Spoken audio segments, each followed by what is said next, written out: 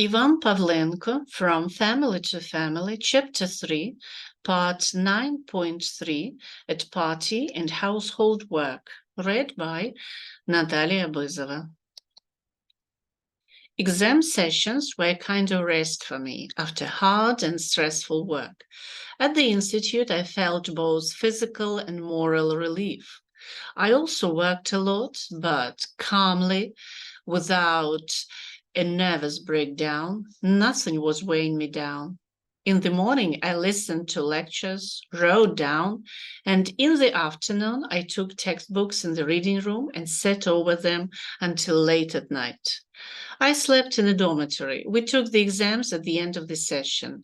It must be said that the teachers were somewhat biased towards extramural students. Apparently, they believed that they knew the program material superficially. That's why they were given mostly 3s or 4s. But there were exceptions. Some received 5s. I passed all the exams with excellent marks, maybe because I had acquired the basic knowledge being a full-time student. A certain role was also played by the fact that the teachers knew me well as their ex-student. I will recollect some of them. Political economy was taught by Danilo Kindratovich Shut, a fat man in his 60s with a red Cossack mustache and a thick bass voice. Students respected him for his simplicity, accessibility, and witty words. He explained any economic categories with the help of his favorite components, powder and tar, each time causing a cheerful revival in the audience. But he had one weakness: he liked to drink alcohol. Some part-time students, not relying on their knowledge, invited him to a restaurant, and there he sometimes drank too much, so much that he could barely find his way to his apartment. And one day he fell asleep on a park bench and was brought home by students. The secretary of the party organization, Sereda, whom no one liked at the institute, found out about it. Hot-tempered like a candidate for general secretary and catchy like Swedish resin, at the party meeting criticizing Shute, he said the students had picked you up in the park, to which he gave him a simply murderous answer. Maybe they had picked me up. Well, if you shall lie down, they won't pick you up. I came to him to take an exam on the political economy of socialism. He raised his eyes at me in surprise and asked, "Well, are you already attending correspondence school?"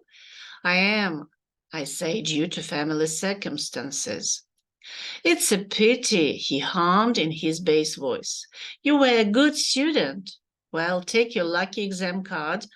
I took the outermost white leaf and sat down to think it over at the table. Meanwhile, 2 people were answering in front of me, and when it was my turn, I read the first question and began to answer it. He listened for 2 or 3 minutes and then stopped and asked, "What will you be doing after the exam?" "I will probably take a walk in the Institute Park," I answered. "Well, then take 3 rubles and bring me cigarettes." I took the 3 rubles and ran to the store. I took, as he instructed, 2 packets and, having brought them, put them on the table. "Thank you," he hummed. "Take your scorebook and go for a walk." I went out the door, looked into the book, and there it said, "Excellent." There was also Nedilko, a teacher of Ukrainian literature. He was handsome, 45 years old, and he was a Ukrainophile. He always wore an embroidered shirt. I had almost the same. I put it on and came to take the exam. I took a task card. The first question was easy for me, the image of a mother woman in Shevchenko's work. And the second, Stepan Vasilchenko's stories, I knew superficially. I was looking at the task and thinking, if he asks about a specific plot of a story, then I can fail. I answered the first question confidently, quoted individual lines by heart, and just wanted to move on to the second, as he said, "Enough," and rated excellent.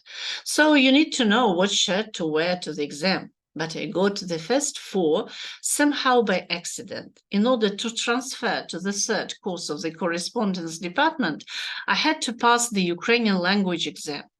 I went to the teacher's apartment and explained what was going on. He took my scorebook and asked, "Is the 4 enough for you?" I was confused. It was kind of awkward to say that I hadn't had 4s yet. "Enough," I said. He, without asking anything else, wrote "good" in my scorebook, and with this final grade, I transferred to the 3rd year. There were several men in our group who studied mainly at 4 and 5. Those were the monitor of the group, Guteman, an employee of the Ministry of Culture, Jew by nationality, Naumchik, head of the district from Bakhmach, and Colonel Mati, who needed a higher education to receive the rank of general, as well as several women, mostly teachers, Antonina Vlasyuk, Lydia Stepanova, Valentina Maronia. And all the rest of the group could be attributed to 3 receivers. These were employees of various institutions and organizations far from school pedagogy, as well as officers and nomenclature chiefs' wives, who needed not knowledge, but only a diploma for prestige. They united among themselves for the collective production of cheat sheets for exams, and often took each subject exam several times, letting go of tears and money for gifts to teachers. SHP stood out among them with organizational abilities of this kind. Stout, a full-figured lady with painted lips, which was just coming into fashion at that time. She was the wife of the commander of a military unit, and she was brought to the institute by car. When she offered me to take some cheat sheets, I refused, which caused her indignation and whispering against me.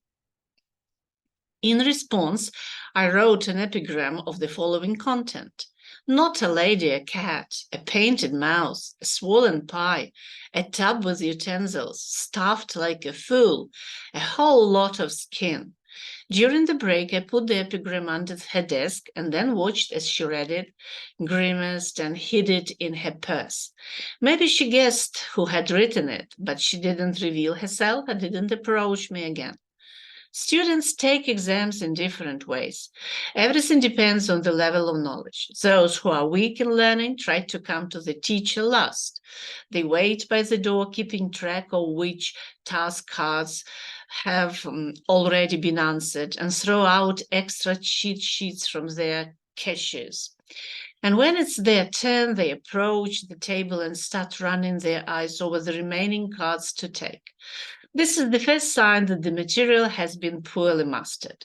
Sitting down at the table to think, they try to get a cheat sheet, and if it doesn't work, then they start to recollect something and hastily write it down on a piece of paper. This is another sign, and there is not much knowledge in the head, and it is held in it unreliably.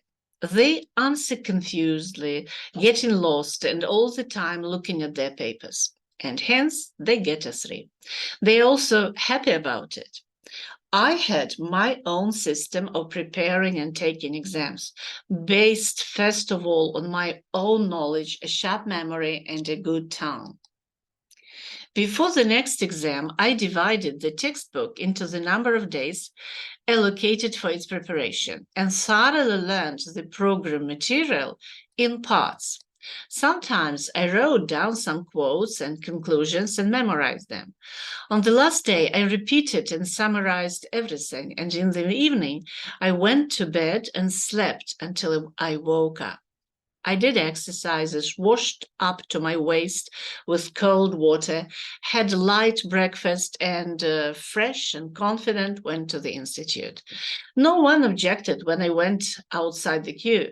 I approached the table and without thinking took the nearest card. To think, I sat not far from the teacher, not to the side, where it was convenient to cheat, and the closest to the teacher. Let him see that the student was confident in himself, did not look anywhere, and did not scratch anything with a pen. Meanwhile, I was thinking of the answer in my head, where to start, what and how to justify, and how to end. Lomonosov also said, He who thinks clearly articulates clearly. I never just memorized anything, but tried to understand. Only in this case, you tell in such a way that your listener will understand. I answered the exams calmly, confidently, but without aplomb. As a rule, I was not asked additional questions. Only once did the philosophy teacher, Helinka, break the tradition. Obviously, he liked my answer, but he had never given fives to students, since the subject was difficult for mastery. That's why he decided to dig deeper. He asked what I knew about Hegel's dialectic, and then how the views of Kant or Feuerbach differ.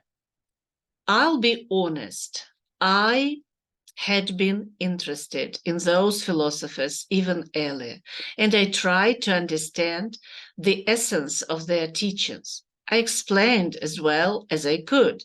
In the end, he asked where I worked. I had to admit that I was not a teacher, but a journalist, and from him I came out with another 5.